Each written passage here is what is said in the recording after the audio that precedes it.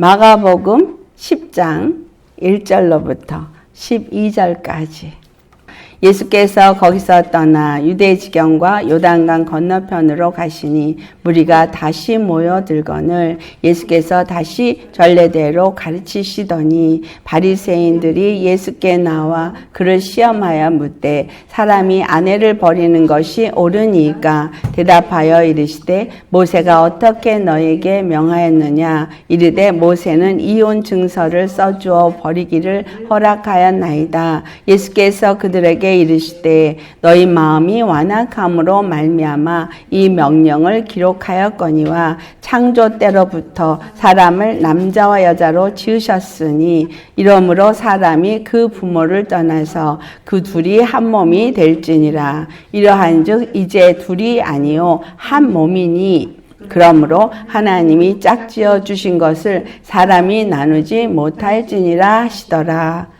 집에서 제자들이 다시 이 일을 물으니 이르시되 누구든지 그 아내를 버리고 다른 데로 장가드는 자는 본처에게 간음을 행함이요 또 아내가 남편을 버리고 다른 데로 시집가면 간음을 행함이니라. 오늘 말씀의 제목은 그 둘이 한 몸이 될지니라 라는 말씀을 가지고 우리가 말씀을 살펴보기 원합니다. 하나님은 우리 둘이 한 몸이 되는 걸 원하십니다. 이 둘이 한 몸이 된다는 이 진리 속에는 엄청난 것이 담겨져 있습니다. 그것을 이 땅에서 보여준 사건이 남자와 여자가 하나 되는 거예요. 남자와 여자가 하나 되는 것이 창세기 2장 22절로부터 우리가 보면 아담의 갈비뼈에서 그 갈비뼈 하나를 취하여서 여자를 만들었어요. 그래서 그 이름을 남자에게 취했은즉 여자라 했다. 그렇게 말하고 있습니다. 그러니까 히브리 원어에서 여자는 그냥 남자라는 그 단어 뒤에다가 문자 하나만 더 붙여가지고 그냥 그에게 속한 함께하는 그러한 의미가 담겨져 있거든요. 그런데 그러다 보니까 아담이 그 하와를 보고 이는 내 살 중에 살이요 내 뼈 중에 뼈로다 라는 말을 합니다. 이 말은 내 살이기도 하고 내 뼈이기도 하다는 거예요. 우리는 그냥 이 말이 너무나 잘 아는 말씀이기 때문에 그냥 지나가는 말씀으로 여길 수도 있겠지만 중요한 것은 그냥 지나갈 수가 없는 너무나 중요한 단어가 다바크라는 단어예요. 그 다바크라는 단어가 어떤 의미냐면 남자가 부모를 떠나 아버지와 어머니를 떠나 그리고 그 다음에 나오는 단어인데 그 아내와 다바크가 된다는 얘기인데 다바크가 된다는 얘기는 완전히 하나로 연합되어지는 거를 그냥 우리가 남자 여자 시집가고 장가가서 한 집에서 사는 것 정도로 생각하는 게 아니라 그냥 절대적으로 하나가 합쳐져야만 온전한 자가 될 수 있다라는 의미를 담고 있는 거예요. 남자가 여자가 하나로 완전히 합쳐져야만 온전할 수 있다라는 거죠. 오늘 본문에서도 그것이 있는데 한국어 번역에서는 그게 빠졌어요. 한국어 번역에서는 빠지고 남자가 여자로 지으셨으나 이러므로 사람이 그 부모를 떠나서 라고 하고 7절이 그냥 끊어지거든요. 근데 7절 끝에도 똑같이 창세기 2장 24절에 있는 말씀처럼 남자가 그 아버지와 어머니를 떠나서 그 다음에 킹 제임스 버전은 크리브라는 단어로 번역이 되어져 있는데 그의 와이프와 함께 연합해서 완전히 동거하는 연합이 일어난다. 이 부분이 빠졌어요. 그래서 완전히 하나가 돼서 그리고 난 다음에 이제 8절에 가서 그 둘이 한 몸이 될지니라 이렇게 말한 거예요. 이 말씀에 너무나 중요하게 담겨져 있는 의미는 그 다음에 8절에 뭐라 그랬냐 하면 이러한즉 이제 둘이 아니요 한 몸이다라는 말을 합니다. 둘이 아니요 한 몸이라는 거예요. 부부가 둘이 아니요 한 몸이라는 거예요. 왜 그런 말을 했냐면 여자는 남자의 갈비뼈에서 취해서 왔기 때문에. 그래서 갈비뼈 혼자서 온전할 수가 없는 거예요. 남자는 갈비뼈 하나가 빠졌기 때문에 온전할 수가 없는 거예요. 거기에 살로 채웠을 뿐인 거지. 그러나 하나님이 그들이 합하여져서 합방을 해서 하나가 될 때는 그 갈비뼈가 하나가 다시 들어가서 온전한 몸이 이루어지는 거죠. 그러니까 아담이 하와를 볼 때 이는 내 살 중에 살이요 내 뼈 중에 뼈로다 라고 말한 거예요. 반드시 합해져야 돼요. 그래서 여자를 돕는 배필이라고 말한 그 돕는 배필이라는 의미는 그냥 나를 돕는 어떤 종, 하인 아니면 그냥 나를 돕는 그런 사람으로 취급을 하면 안 되는 것이 반드시 아내의 도움이 있어야지만 모든 일이 완전하다는 의미를 담고 있어요. 돕는 배필의 의미는 남자가 하는 일에 여자가 도와야지만 절대로 완전할 수 있다는 얘기예요. 그게 어떤 걸까요? 남자를 도와서 여자가 하는 일은 자녀를 낳는 일이에요. 남자와 여자가 합방을 해서 돕는 배필이 남자의 씨를 받아서 여자는 밭이 되어져서 거기서부터 그 남자의 씨를 닮은 자녀를 낳아서 아들을 낳아서 그 유업을 잇게 하는 것이 바로 이 여자가 해야 할 일이라는 거예요.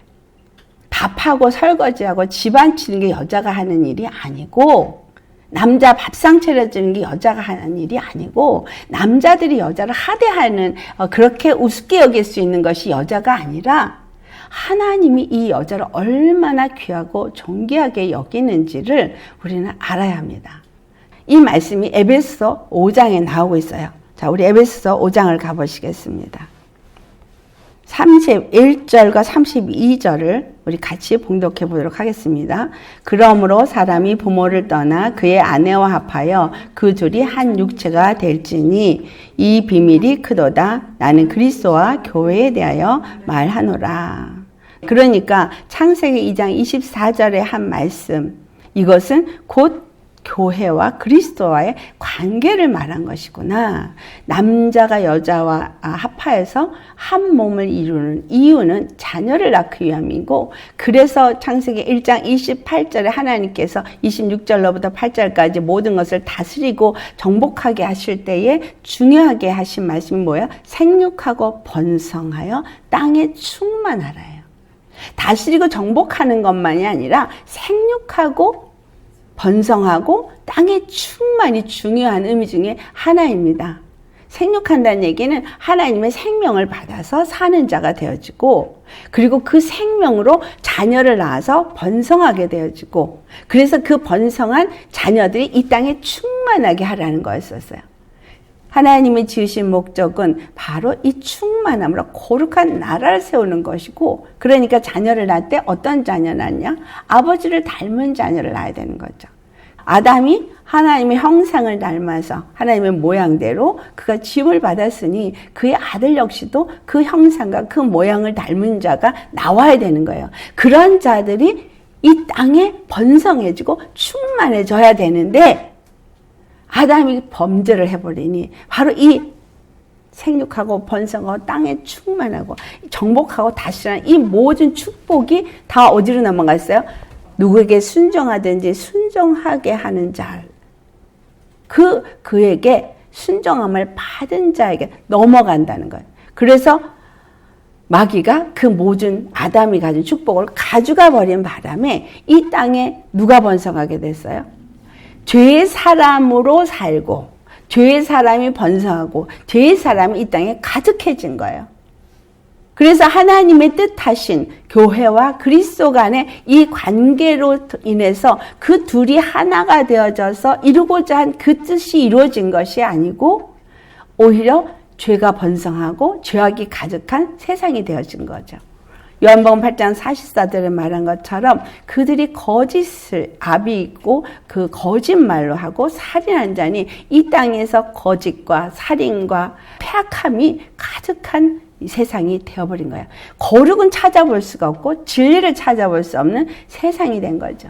그 가운데 하나님이 바로 그 일을 회복하기 위해서 보내신 분이 우리 주 예수 그리스도이십니다. 그래서 이 둘이 하나가 되어진다는 의미는 바로 우리가 하나님과 분리가 되어진 생명에서 떠나간 완전히 사망에 속하고 생명에 다시는 들어갈 수 없는 이러한 사람들을 다시 아버지와 하나가 되어지게 하기 위해서 부모를 떠나서 아들이 이 땅에 오신 거예요. 예수 그리스도가 하나님을 떠나서 이 땅에 오셔서 예수 그리스도가 이 땅에서 누구와 연합이 이루어졌어요?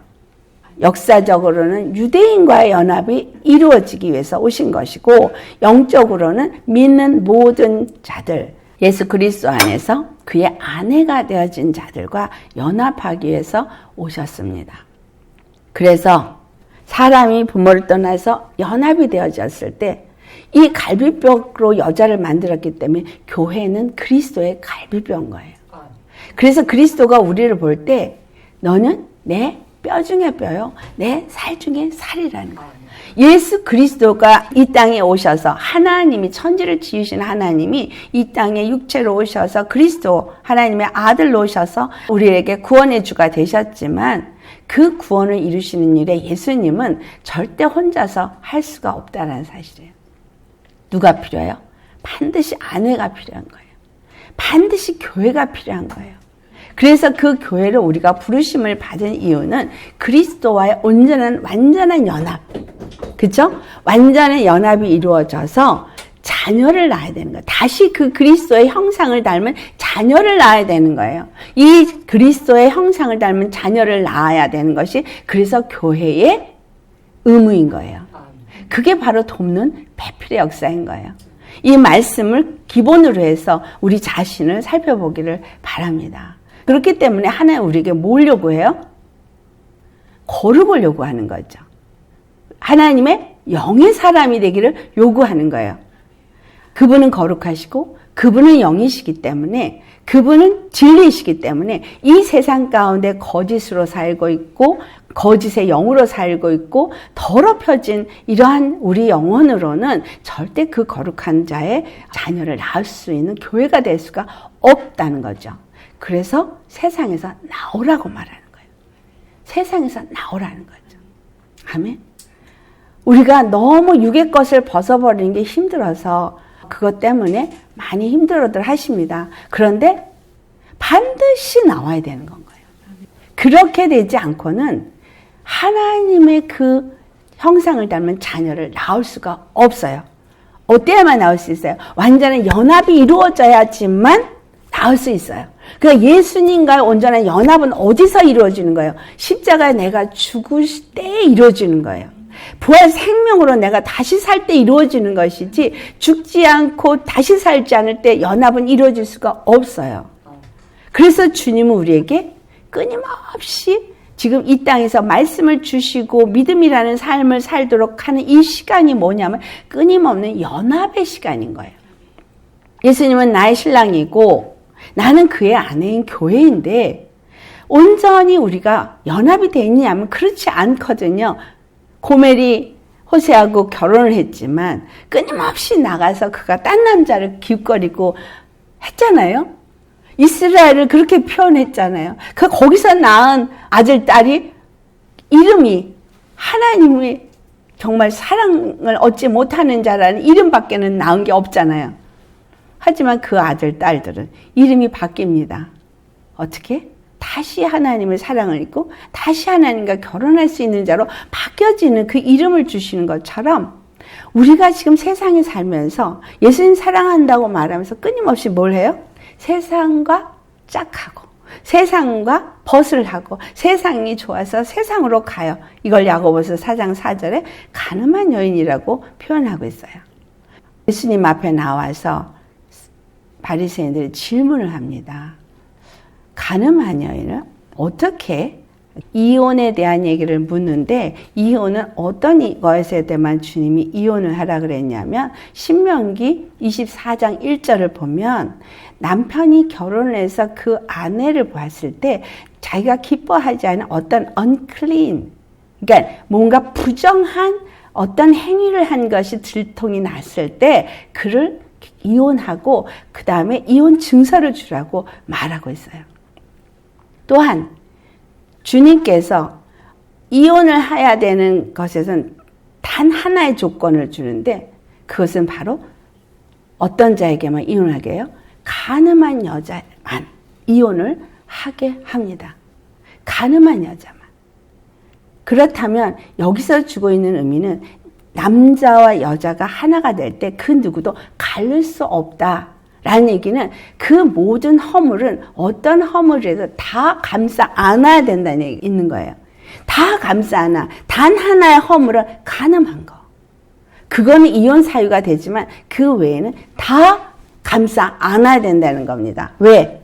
이것이 에베소 5장에 자세히 나와 있는데 그것은 바로 26절과 27절에 먼저는 바로 이 교회를 세우는 걸 말하고 있어요. 물로 씻어 말씀으로 깨끗하게 하사 거룩하게 하시고 자기 앞에 영광스러운 교회를 세우사 티나 주름 잡힌 것이나 이런 것들이 없이 거룩하고 흠이 없게 하려 하심이라 라는 말씀을 하십니다.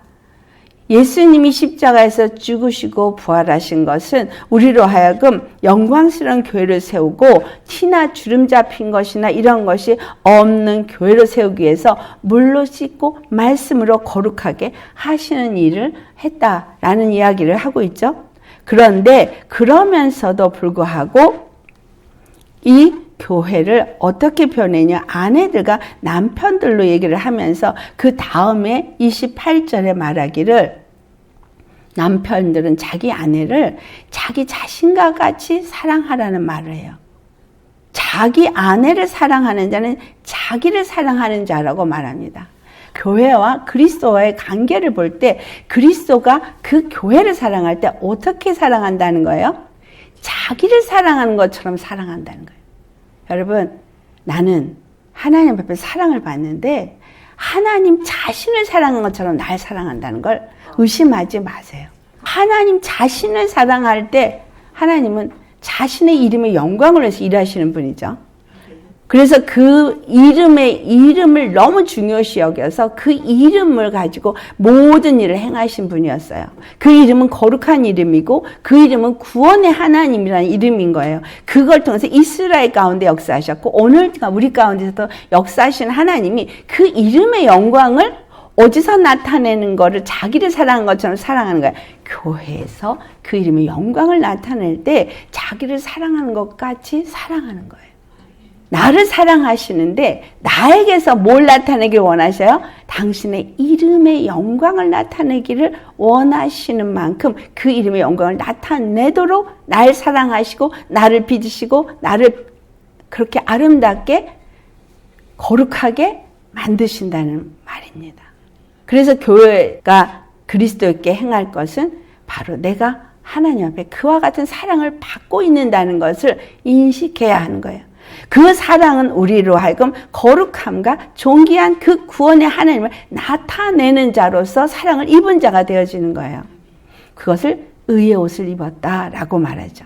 여러분이 구원을 받았다면, 여러분이 하나님의 영광을 얻은 자가 되었다면 그분의 의가 우리에게서 나타나야 되는 거예요. 또한 우리가 그분의 사랑을 입고 그분의 구원을 받았다면 우리에게서 생명이 나타나야 되는 거예요. 이게 우리에게 옷을 입은 자가 나타나는 것이고 하나님의 사랑을 입은 자에게 나타나는 것입니다. 남편이 아내를 사랑하는 것이 자기 몸을 사랑하는 것이라고 표현한 것처럼 남편은 아내를 사랑해야 된다는 말의 의미는 아내의 어떤 허물도 다 덮어주라는 거죠. 절대 이혼하지 말라는 거예요. 단 하나는 간음을 했을 때만. 하나님도 누구는 내쳐요? 우상을 섬기고 하나님을 저버린 자는 하나님이 그를 내칩니다. 그 모든 사건 속에서 우상을 섬긴 거에 대해서 하나님은 절대 용서하지 않고 반드시 그거에 대해서 보응하신다는 것을 우리는 보게 되는 것처럼 아내가 간음을 했을 때 그것만큼은 용서하지 않고 이혼을 해도 된다는 거예요. 이혼 사유가 되는 거예요. 그래서 바리새인들은 우리에게 이혼 증서를 주라고 그랬다. 그래서 이혼한 것이 마땅하다 할 때 예수님이 오늘 본문에 뭐라 그래요? 완악하기 때문이다 너희가. 그런데 하나님이 맺어준 것을 사람이 나누지 못한다. 이 말씀이 너무나 은혜가 되는 것은 뭐냐면 하나님이 예수 그리스도의 피로 말미암아서 저와 여러분을 짝꿍으로 만들어줬어요. 예수 그리스도를 십자가의 그 피로 만나게 하셨고 연합되게 하셨고 그분의 우리가 몸이 될 수 있게 하셨어요. 그런데 이거를 누구도 사람은 나눌 수가 없다는 거예요. 누구도 쪼갤 수가 없는 거예요. 아까 우리가 그 다나크라는 단어를 얘기했는데 그 단어가 참 재밌는 게 클리브라는 단어로 영어로 번역이 되는데 클리브라는 단어가 하나는 쪼개다라는 의미를 갖고 있고 하나는 절대 분리할 수 없다는 의미의 두 가지 의미를 갖고 있어요. 재밌죠? 하나님과 우리 사이를 그 누구도 쪼갤 수 없도록 하는 것이 바로 결혼이라는 거예요. 예수 그리스도의 피로 맺어진 결혼인 거예요. 그게 아니면 분리될 수도 있는 거죠. 끊어질 수도 있는 거죠. 우리가 예수 그리스도 안에서 그 주님을 믿는다고 우리가 말한다면 그 믿음은 어떤 믿음이냐면 예수님과 정원한 믿음, 완전히 누구도 가릴 수 없는 그러한 믿음으로 우리가 부름을 받았다는 사실을 아셔야 합니다. 이 세상은 쉽게 뭔가 만났다가 쉽게 헤어져요. 근데 남자와 여자가 결혼하면 절대 헤어지지 않아야 되는 것이 하나님이 우리에게 보여준 사건인 거예요. 이것은 교회와 그리스도의 관계를 말하는 것이죠. 그리고 또 뭐라고 말씀하시냐면 누구든지 언제나 자기 육체를 미워하지 않고 오직 양육하여 보호하기를 그리스도께서 교회에게 함과 같이 하나니 우리는 그의 지체임이라 라고 말하잖아요. 그래서 자기 육체를 누구도 미워하지 않는 것처럼 누구도 양육하고 보호하는 것을 그리스도께서 교회를 그와 같이 사랑하고 양육하고 보호하고 사랑하신다는 거예요. 자기 몸처럼. 여러분 믿으십니까? 나를 사랑하시는 그분, 눈에 보이지 않는 그분. 그러나 그분이 나를 사랑하는 것은 바로 자기 몸처럼 사랑하신다는 거예요. 그래서 우리가 그의 몸이다 라고 말해서 그걸 위해서 부모를 떠나 우리에게 오셨다는 거예요. 그리고 이 아내된 사람들은 남편은 아내를 자기를 사랑한 것처럼 사랑하지만 아내도 자기 남편을 존경해야 되는데 바로 교회가 그리스도에게 존경하여서 뭐 하듯이 돕는 배필로서의 역할을 충실하게 해서 그 가게, 가문의 기업을 이어 내려가게 하는 것처럼 해야 한다는 거예요. 그러니까 우리는 아내로서 그리스도의 몸으로서 그를 머리로 모시고 남편으로 모시자서 뭘 해야 되는 거냐? 그분의 형상을 담고 그분의 거룩함을 우리가 덧입는 자가 되어야 되는 것이 그분을 존경하는 믿음의 삶인 거예요. 내가 주님을 존경해서 그분의 말씀이 우리 안에 거하고 그 말씀이 우리를 지배해서 늘 그분 말씀에 의해서 생각하고 마음이 움직이고 모든 삶이 움직이는 것, 이것이 남편이 아내에게 복종하는 것과 교회가 그리스도에게 복종하는 것을 나타내는 것입니다. 그래서 말씀 앞에 복종하지 않는 자는 그에게 속한 자가 아닌 거예요. 그의 교회가 아닌 거예요. 그리스도의 십자가에 복음을 전하지 않는 교회는 그의 교회가 아닌 겁니다. 그렇죠? 왜냐하면 그 십자가를 통하지 않고는 절대 결혼, 연합한 정원의 관계는 되지 않기 때문인 거예요. 이스라엘이 율법이 하나님과 그들 사이에 혼인이라고 인정하는 것과 같은 의미예요.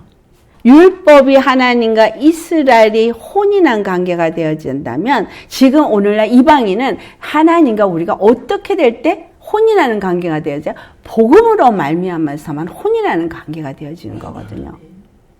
아무리 율법으로 혼인한 관계가 되어진 이스라엘일지라도 예수 그리스도의 복음으로 말미암지만 그들도 영원한 혼인은 이루어질 수 없다는 거죠. 그래서 예수 그리스도가 십자가에 죽으시고 부활하신 이 복음을 가진 자들은 반드시 그 십자가의 죽으심을 본받아 연합한 자가 되어지고 그 부활하심을 본받아 연합한 자가 되어져서 그분을 머리로 모신 그의 몸된 지체가 되어져야만 이것이 혼인의 관계가 이루어진 것이라는 거예요. 그 혼인의 관계가 이스라엘이 율법 앞에 절대 순종해야 되는 것처럼 우리가 예수님의 말씀에 절대 순종해야 되는 건가요? 예수님이 하신 말씀은 예수님은 사랑이니까 해도 되고 안 해도 되고가 아니라 그 말씀은, 그 복음의 말씀은 절대 순종해야 되는 건 거예요. 그러니 절대 십자가에 내가 죽어야 다시 살 수 있다는 거죠. 이건 절대적인 말씀이고 변하지 아니하는 말씀이고 이거는 하나님이 세운 법이에요. 하나님이 세운 법, 율법이 하나님 세운 법이면 그 법을 저촉했을 때 그들은 돌에 맞아 죽은 것처럼 예수님이 십자가의 그 복음을 받지 않으면 죽음인 거예요. 그러니까 예수 그리스도의 십자가를 통하지 않는 다른 어떤 것도 생명의 길은 없는 거죠. 진리가 없는 거예요. 근데 매일 죽기가 싫은 거예요. 오늘 본문 말씀이 마태복음 19장에 똑같이 나오고 있어요. 근데 거기에 추가가 된 게 있어서 우리 보기를 원합니다. 마태복음 19장 찾아보시겠습니다. 아내를 버리는 것이 옳지 않다고 말씀하시면서 그 둘이 한 몸이 될지니라 라는 말씀을 똑같이 하십니다. 그러면서 우리가 한 몸이 되었으므로 하나님이 짝지어준 것을 사람이 나누지 못한다. 우리는 예수 그리스도의 피로 말미암아 하나님과 짝지어준 거죠. 누가? 성령님이. 그렇죠? 그래서 우리가 예수님 안에서 그의 자녀가 되어졌고 우리는 계속해서 또한 영적 자녀를 낳아서 이 땅에 하나님의 자녀가 생육하고 번성하고 충만해져서 세상을 다스리고 정복할 수 있게끔 해야 하는 일이 이 교회가 해야 할 일이다라는 겁니다. 그런데 뭐가 하나가 더 있느냐 하면 여기서 제자들이 다시 예수님 앞에 자세히 물으면서 아내에게 이같이 할진대 장가들지 않는 것이 차라리 좋겠습니다. 너무나 힘들다는 거죠. 왜 힘들어요? 여자가 잘못하는 거 다 받아줘야 하고 내 몸처럼 사랑해야 되는 이 자체가 힘들다는 얘기예요. 또 아내들은 남편을 완전히 그렇게 하나님의 말씀 앞에 그분을 존귀하게 여기고 존경한 이러한 삶을 똑같이 또 해야 하는 것도 쉽지 않으니 하나님이 이스라엘 사랑한 것 같이 내가 내 몸을 사랑한 것처럼 저 여자를 사랑할 수 있을까 생각하니까 이건 너무 어려워. 그래서 차라리 장가들지 않는 게 좋겠다라고 말합니다. 그때 한 가지 것을 말씀합니다. 고자에 대한 얘기를 하세요. 이 고자가 세 가지 고자가 나옵니다. 어머니 태로부터 나온 고자가 있고 사람에 의해서 고자가 된 자가 있고 아니면 스스로 고자가 된 자가 있다. 그렇다면 무슨 말이에요? 장가를 들지 않는 자를 고자로 표현한 것이에요. 장가를 들지 않는 고자? 그럼 고자가 하는 일은 뭐죠? 자녀를 낳을 수 있는 씨를 뿌리지 못하는 자라는 거예요. 근데 예수님은 이 세 가지 고자 얘기를 하시는 이유가 무엇 때문이냐는 거예요. 날 때부터 아예 고자가 돼서 장가를 못 가는 사람이 있고 사람에서 억지로 고자를 시킨 사람, 그게 뭐예요? 다니엘이죠? 그쵸? 다니엘의 세 친구? 환관이 됐어요. 그들은 잡혀가서 그런 식으로 왕의 옆에서 억지로 고자를 만들어서 왕의 신하가 되게 하는 그러한 일을 한 것이 사람에 의해서 되어진 고자입니다. 세 번째가 스스로 된 고자예요. 스스로 된 고자는 어떤 고자를 말해요? 장가들지 않고 그 다음에 스스로 자녀를 낳는 걸 거부한 사람을 예수님이 말씀하시는 것이 아니라 이것은 영적인 고자를 말하는 거예요. 영적인 고자. 영적인 고자가 누구예요? 이 세상에 육적인 결혼의 관계를 하지 않고 그리고 이제 하나님을 섬기는 아내로서 자기 자신을 완전히 드려진 자를 의미하고 있는 겁니다. 사도 바울은 그래서 이와 같은 것을 그때 당시는 이제 그때가 마지막 때라고 생각했기 때문에 사도 바울도 차라리 결혼하지 않는 것이 낫다. 왜? 환란이 오는데 결혼을 하고 나면 그 아내를 돌보느라고 하나님을 온전히 섬기지 못하니까 차라리 결혼하지 않는 게 낫다라고 했지만 그 뒤로도 지금 얼마나 긴 세월을 이 땅에 자녀들을 낳으면서 생육하고 번성하는 일이 일어났습니까? 중요한 것은 우리가 예수 그리스도 안에서 영적인 고자냐 아니냐 이거예요. 육적으로는 고자가 될 수 있지만 영적인 고자는 절대 되면 안 되는 건 거예요. 육적으로는 결혼을 안 해서 왜? 온전히 하나님의 일을 위해서 전심으로 자기 삶을 드리기 위해서 육적으로는 고자가 될 수 있고 결혼을 하지 않을 수 있겠으나 영적으로는 우리는 아내라는 거야. 둘레. 우리는 밭이에요. 우리는 반드시 하나님의 생명의 씨를 받아서 돕는 배필로서 아들을 낳아야 돼요. 근데 이 교회가 무슨 아들을 낳아야 돼요? 반드시 예수님을 닮은 그리스도의 형상을 닮은 아들을 낳아야 되는 거예요. 첫사람 아담의 형상을 닮은 아들을 낳으면 안 되는 거예요. 그래서 결혼을 이 육체적으로 하고 안 하는 것은 중요하지 않은 걸 말씀하는 거예요.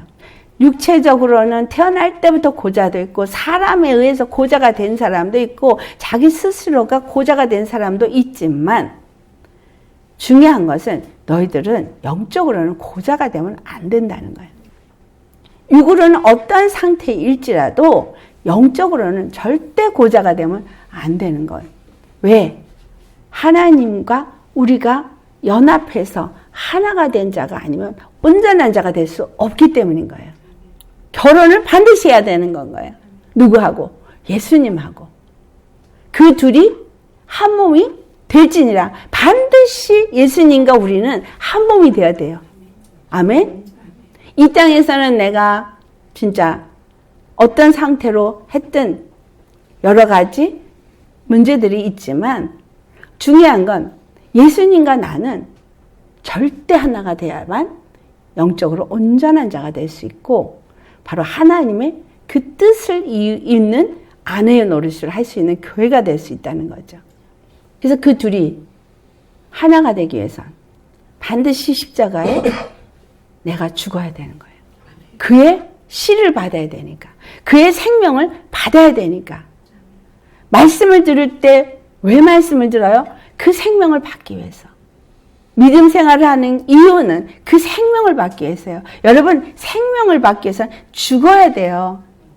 먼저는 예수님과 연합이 일어나야 됩니다. 그러니까 주님과의 영적인 합방은 십자가에 내가 죽음으로 일어나는 거예요. 십자가에 내가 죽고 온전히 그분의 생명이, 그분의 영이 내 안에 들어올 때 예수님과의 온전한 영적인 합방이 이루어진 것이고 아내 된 자로서 그 씨를 받는 거거든요. 말씀의 씨를 받아야 돼요. 말씀을 지식으로 받는다고 씨를 받은 게 아니라 말씀을 생명으로 내 심령 안에 받을 때 그 씨를 받으면 그 씨는 생명이 있기 때문에 겨자씨만한 씨랄지라도 거기서 뭐가 나타나요? 커다란 나무가 세워질 수 있는 것처럼 그 한 알의 밀알이 땅에 떨어져 썩지 아니하면 절대로 그대로 있고 썩어야만 나타나는 것처럼 예수님의 생명을 내가 받았다면 십자가에서 죽으시고 부활하신 그 예수님의 생명을 내가 받았다면 나는 반드시 예수님을 닮은 씨를 낳아야 되는 거예요. 교회 다닌다고 하면서 성령의 열매, 생명의 열매를 맺지 않고 열심히 죄의 열매가 맺어졌다면 예수님의 생명을 받은 게 아닌 거죠. 복음을 받지 않은 건 거예요. 부활하신 예수님을 찬양하고 기뻐해도 자기가 살아있으면 그것은 생명이 아닌 거예요. 예수님의 죽으심을 본받아 연합한 내가 되어졌을 때 내 안에 그분의 말씀이 거하고 그분의 영이 거하고 그분의 생명이 거함으로 그렇다면 그분은 그 몸에서 뭐가 나타나요? 생명이 나타나잖아요. 말을 해도 생명의 말이 나오고, 그렇죠? 오직 예수님의 생명이 내 안에 들어와서 잉태했고 예수님의 빛이 내 안에도 빛이 거한다면 그것이 나타나게 돼 있는 것이지 빛이 거했다면서 어둠이 나올 수는 없는 거고, 생명이 들어왔는데 사망의 열매가 맺어질 수 없는 거고, 하나님의 말씀이 복음이 내 안에 들어왔는데 세상께 나올 수 없다는 얘기예요. 그래서 심는 대로 거둔단 말이 나오는 거죠. 여기에서는 또 다른 의미가 있어요. 그 생명이 내 안에 임했고 하나님의 영광이 임했다는 얘기는 하나님의 권세가 임했다는 거잖아요. 그래서 왕권이 임한 거기 때문에 그 왕권을 가지고 세상을 이길 수 있는 능력이 나타나지는 거예요. 어떤 은사를 구합니다. 은사를 받으면 능력이 나타나고 생각하고 은사를 구하지만 실질적으로 여러분, 은사는 마귀도 줄 수 있다는 것을 마태복음 24장에 말하고 있습니다. 중요한 건 내 안에 예수님의 생명이 있으면 은사는 그 생명의 영광과 그 생명의 권세는 자연스럽게 나타난다는 거예요. 생명이 뭐니까? 살리는 거니까. 내 안에 예수님의 생명이 그분으로 말미암아 씨가 뿌려졌으면 나도 살리는 자가 되어지는 거예요. 그랬기 때문에 예수님이 하신 말씀이 너희를 더럽히는 게 뭐라고 말해요?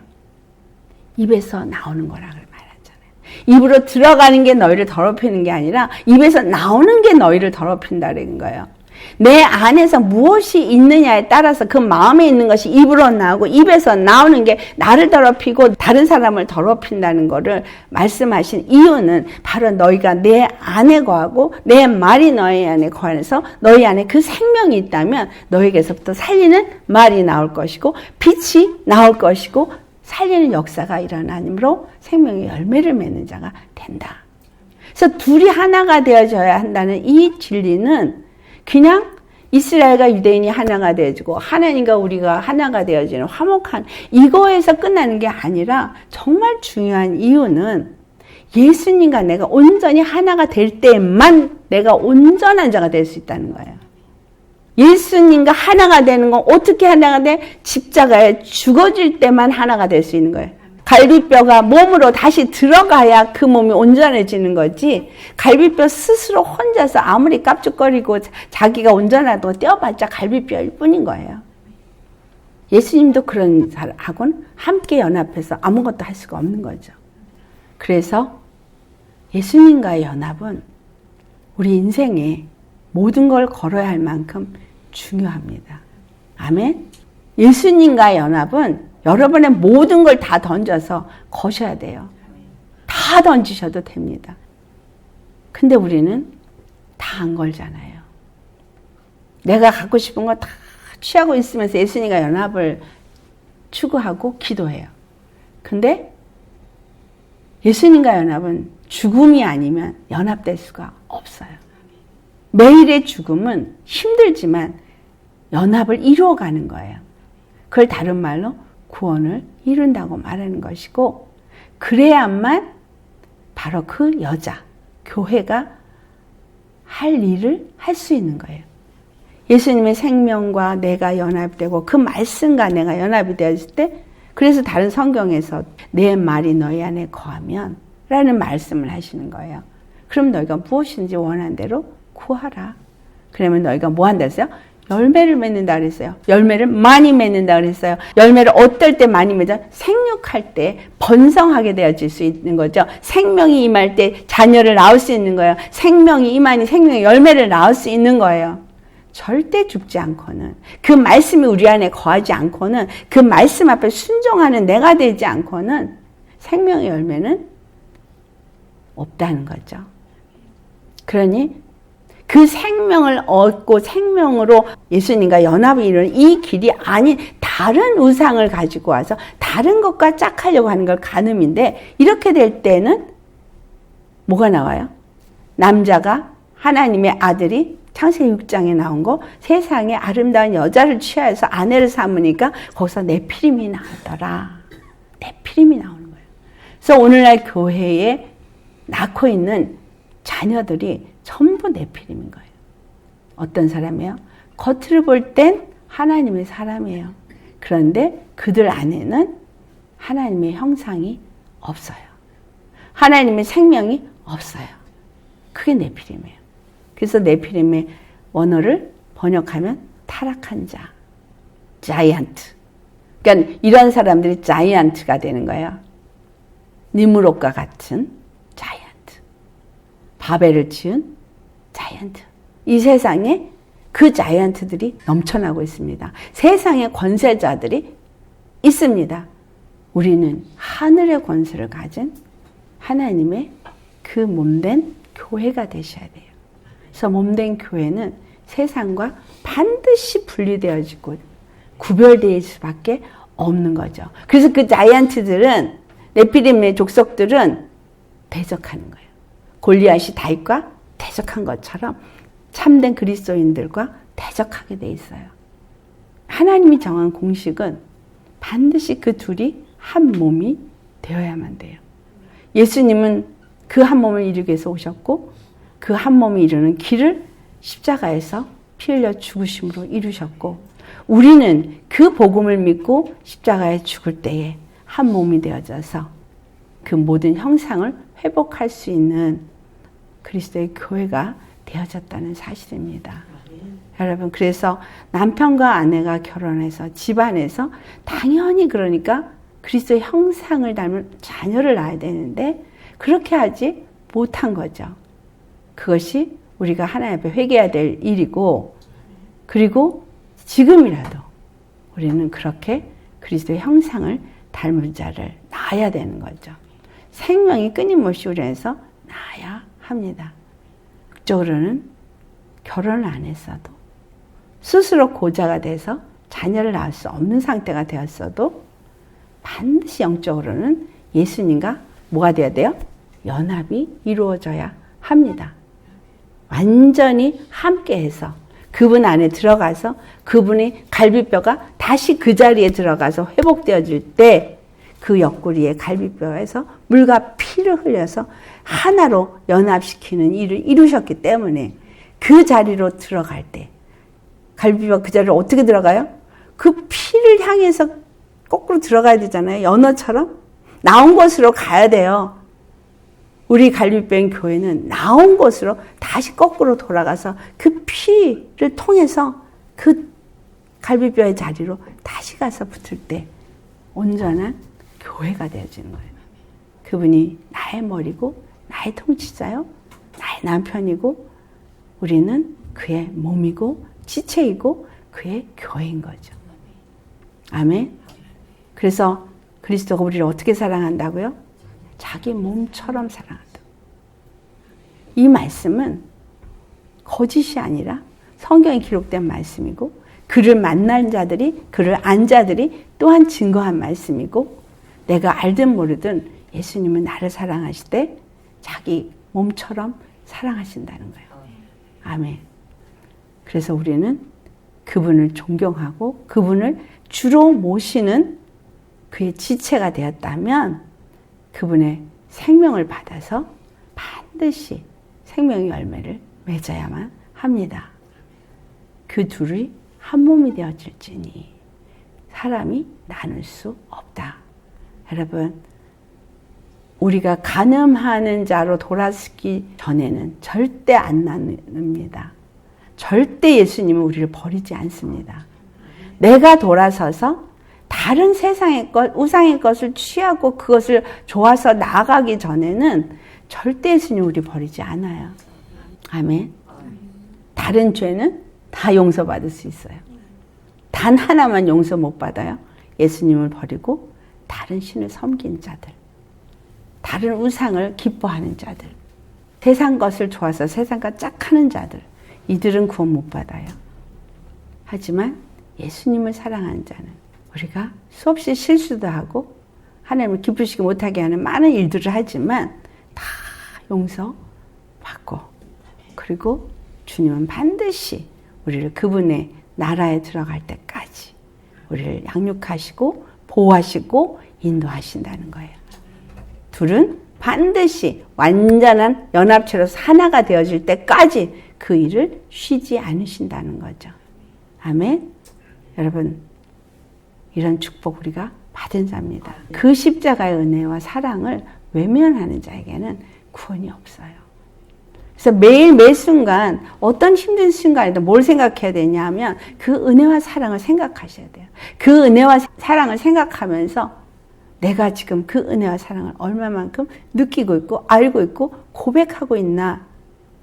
그래서 그 은혜와 사랑 돈 주고 살 수 없고 어떤 노력으로도 살 수 없고 그 어떤 내 행위로도 얻을 수 없는 거. 내 스스로가 고자가 돼서 열심히 주님 일 한다고 교회에서 뛰어다녀도 할 수 없어요. 중요한 건 그 십자가와의 연합이 반드시 이루어져야만 한다는 거예요. 그래서 날마다 나를 쳐서 죽고 그분의 생명으로 사는 저와 여러분이 되셔야만 하겠습니다. 아멘. 저도 다른 방법이 있으면 다른 방법을 취하라고 말할 수 있겠죠. 그러고 싶어요. 왜? 저도 십자가의 길 가는 거 쉽지 않기 때문에. 매일매일 정말 그분이 말씀한 대로 그 길을 가는 거가 쉽지 않으니까 당연히 어렵습니다. 세상에 그 좁은 길로 가는 사람은 적고 넓은 길로 가는 사람이 넘쳐난다 그랬어요. 우리는 가야 돼요. 끝까지 가야 돼요. 아멘. 아멘. 끝까지 가시겠습니까? 아멘. 절대 무슨 일이 있어도 끝까지 나는 예수님의 말씀만 듣고 순종하며 가리라. 세상에서 분리되어 세상을 사랑하고 세상과 짝하는 자가 아니라 오직 예수님을 사랑하고 예수님의 말씀을 따라 순종하는 자로 살리라. 그런 각오로 가셔야 해요. 그렇지 않은 자에겐 믿음에서 떠나서 돈을 사랑하게 되고 세상을 사랑하게 돼서 결국은 구원은 그와 관계가 없는 자가 됩니다. 아멘. 여러분, 우리 이 말씀 새겨 들으시고 슬겨 듣지 마시고 정말 내 안에 어떤 것들이 아직도 하나님의 사랑을 받지 없도록 막는 것들이 있는가를 살펴보시면서 회개하시면서 가시기를 예수를 축원합니다. 오늘 우리가 불렀던 그 무화과 나무이 마르고 포도 열매가 없고 감람나무 소출이 없고 우리의 왜 양떼가 없는 정말 그런 상황에서도 여호와로 말미암아 즐거워할 수 있는 사람은 바로 이와 같은 사람이에요. 그게 그냥 노래고 그냥 우리가 즐겁게 부르서 되는 게 아니라 정말 그와 같은 자가 돼야 합니다. 그런 믿음의 사람, 오직 그 은혜와 사랑을 날마다 곱씹으면서 감사하는 사람만이 그 길을 갈 수 있습니다. 십자가의 길 그렇지 않으면 못 갑니다. 말씀을 십자가 복음을 많이 듣는다고 가는 게 아니라 나를 쳐서 죽이고 예수님의 말씀 앞에 순종하고자 결단하며 매일같이 은혜와 사랑을 곱씹는 사람만 갈 수 있는 정말 쉽지 않은 길이에요. 그 사랑을 모르면 절대로 갈 수 없는 길이에요. 그래서 그 사랑을 알도록 말씀을 주시는 거예요. 여러분 그 사랑 느껴지세요? 알고 계십니까? 말씀 속에서 그 사랑을 만나고 계십니까? 이런 우리 되어서 정말 예수님과 연합 뜨겁게 매일매일 합방하시는 저와 여러분 되시길 예수님으로 축원합니다. 기도하시겠습니다.